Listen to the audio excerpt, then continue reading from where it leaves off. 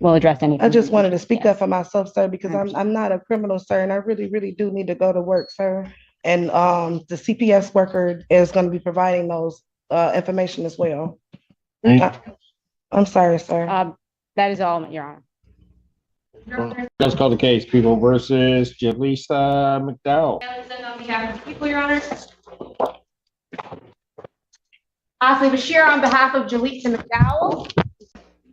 Oh, Jaleesa McDowell. In Your Honor, we would like to address bond in this matter and request the briefest possible adjournment. Okay. Go ahead. I'll let you address mine before I give you the date, I guess. Thank you. Before I kind of address the substantive bond in this matter, I do want to address kind of clerical error in another case. The court may see that for case, there's a case out of 1482, 25203, or, oh, sorry. Okay, actually, no, I'll save that for the end if it comes up. Just because it looks like she's being held on another matter for a higher bond than she actually has, at least in the system that I. Out of my court? Oh, sorry, 1482. So what would you want me to do with that? Well, in case that was part of your consideration for. Oh, I see. Apologies. You don't want me to change it. No, I do. Oh, so as far as this matters, yeah. You can go to Judge Barr, but go ahead. So as far as this court is concerned, Ms. McDowell is being held on a $50,000 bond. This is the result of an emergency bond motion and the court's order in response to that motion, that hearing on the June 16th. Circumstances have changed since that hearing. My understanding is at that time, the complaining witness was residing very close to where Ms. McDowell resides. Have the circumstances changed to the extent that the allegation of a knife to the body or hand of a 15-year-old has changed? Yes. Well, the charged alleged conduct in the police report, as far as that report, which we have not had any substantive hearings on the merits on that matter, but the report hasn't changed to my knowledge. But we have stood mute on that matter. Yeah, screenshots. Yeah, and we do. I mean, we are gathering discovery on the matter, and I would say in terms of the kind of concerns related to bond about Ms. McDowell being close to the complaining witness, I do believe that the complaining witness, I understand, is residing in Detroit with her grandmother. She no longer resides next door to Ms. McDowell. Ms. McDowell also she's been in custody for 15 days on this matter. She is willing to go on GPS tether. She has, support in the court. She has a coworker and friend who is here today. Her sister was planning to be here today, but was not able to. I do think that additionally, the hardship of her being in custody is something I request the court take into account. She's concerned about the security of her residence. She's been informed that there has been potential vandalism and potential people breaking into her home while she's been out. No one else is officially residing there. Ms. McDowell has there's no allegations of Ms. McDowell trying to contact the complaining witness. There's no allegations that she's been making jail calls. She has no intention of contacting the complaining witness in this case, and she understands the seriousness of that. And so I do believe that the being held in custody on a $50,000 bond is excessive in this matter. We can address. Yeah, okay. You're saying the bond I set was excessive? Well, at present, given the current circumstances, which have changed, the information you had before you then is not the same as the information as it is now. Of course, I would not question the court's judgment. But specifically, because of the potential hardship to her and the concerns about her home, the concerns about the fact that she is no longer anywhere near, she won't be anywhere near the complaining witness. And, she has already been in custody for 15 days. The final matter is, she has, she works as a supervisor at her workplace. She's been there for 5.5 years. She is very concerned about, her job. And so I would request, that she be able to be released to work. I understand that one of the release conditions includes a GPS tether. She's happy to go on a GPS tether and follow any conditions this court thinks are appropriate for her to be released. But if the court would consider, her. Where are the other two children? My kids were left at Yeah. home attended for 2.5 weeks, and I literally moved my kids to Detroit to my mom. They are safe now, and I did sign my rights over, sir. But my children were left home attended for 2.5 weeks. I sent cash up money to them. Well, this it is was a Ms. safety McDowell. concern. I don't think we want to address anything with the children right now, other than the fact that they're residing with a I got grandmother. the move. I just want you to know yes. that, sir. And Ms. McDowell, all 3 children are living with the grandmother. I'm working from my jail cell for 3.5 hours a week because I had to still provide for my children because I knew that they were home left attended. I have that on recording on the jail cell as well. With the CPS lady, her name is Tiffany Avery, sir.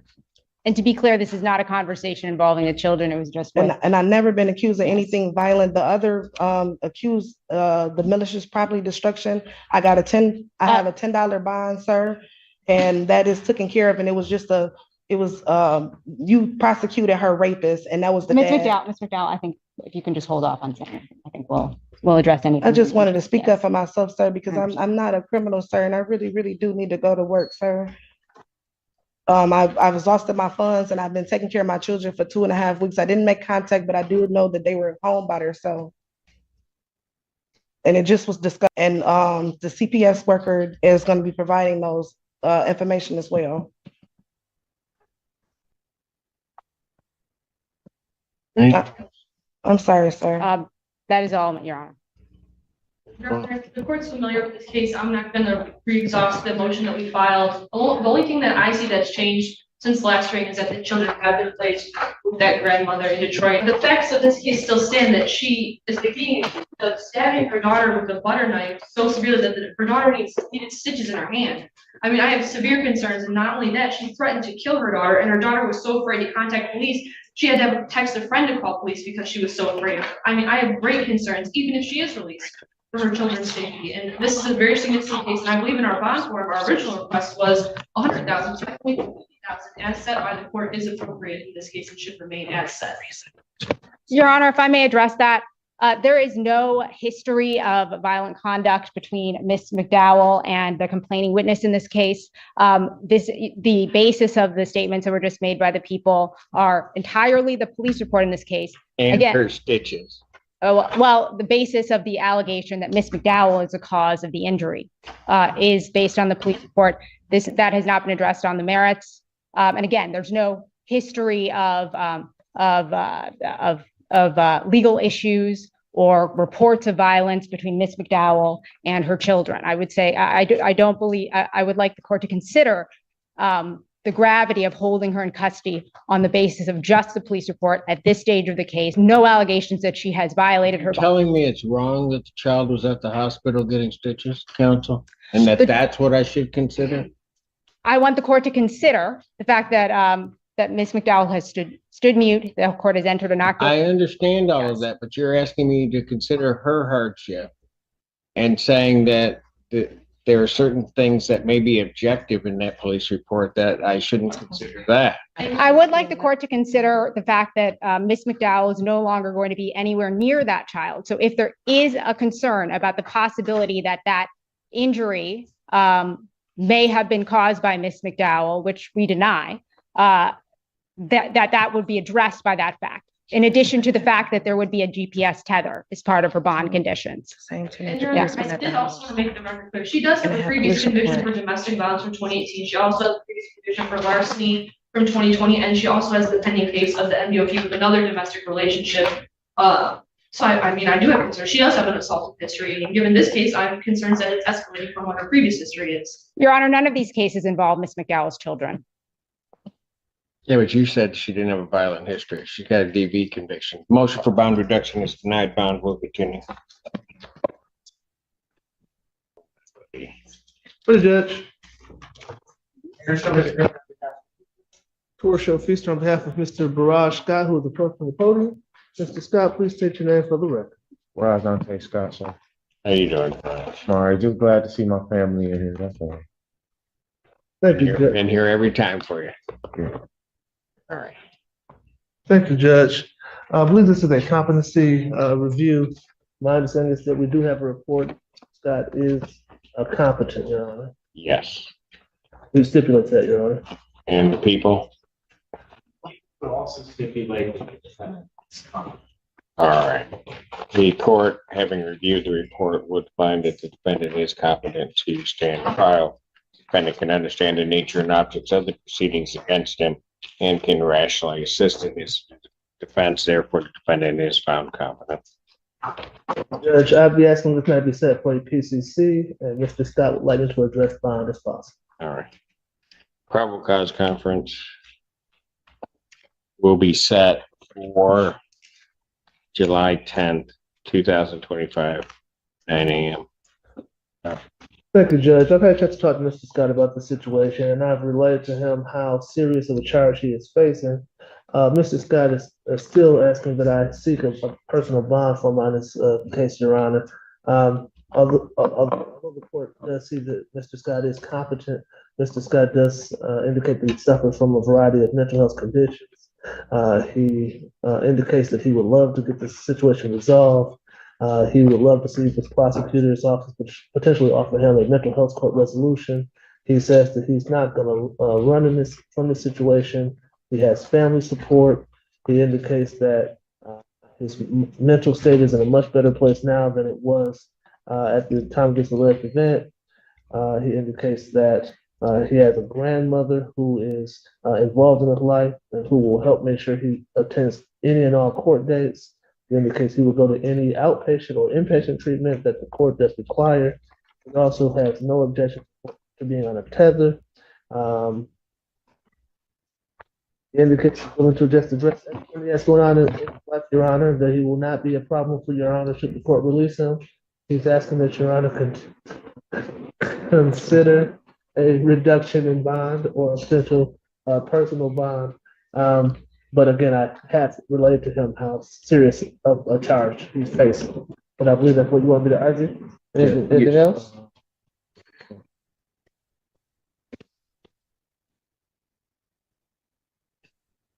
Mr. Scott says that he's on his medication now, and he's obviously much better when he's on his medication than he is when he's off his medication, and he will stay on his medication should the court allow him an opportunity to be released.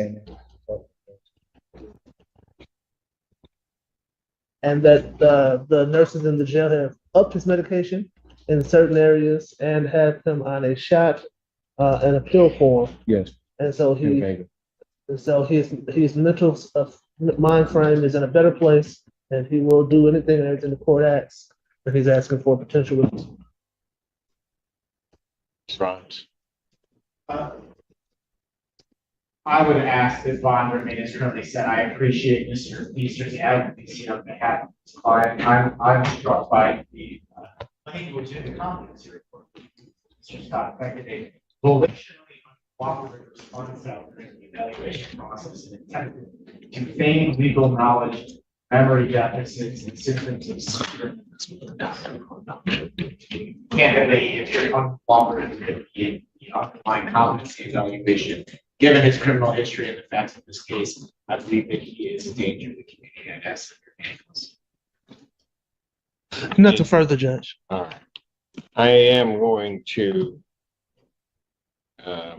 deny the defendant's request for bond reduction in this case. I think the bond is set appropriately.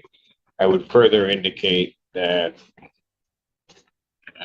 Mr. Scott's been appearing before this court for quite some time on various matters.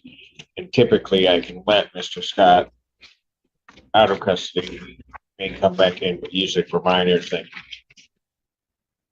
Mr. Scott was in custody. I took a chance, released him. He did not make it a week before this came up, Mr. Scott was. So I'm not going to take that chance again, especially since it's You understand what he's saying a to you? violent case. Hold on, do you understand what he said to you? So He said that he let you out. This happened a I week later. know, but he keeps saying the same thing. Okay. Saying the same thing that he's saying. Okay. He's not. I believe Mr. Scott wants to address you directly, Your Honor, if you'll. go ahead, Mr. Scott. Listen, Mr. Simpson, I know you kind of keep, going back in the past, right? But this is my life. You know what I'm saying? My grandma's here, my family's here. People are making me look bad. Even a competency hearing, they're making me look bad. I answered everything what I was supposed to answer the right way, and the prosecutor saying I was on I wasn't cooperating the correct way, and I was. It seems like I had to take two competency tests, and the first one he just said what he wanted to say. I'm asking if you release me today, because I gotta go see Slay today.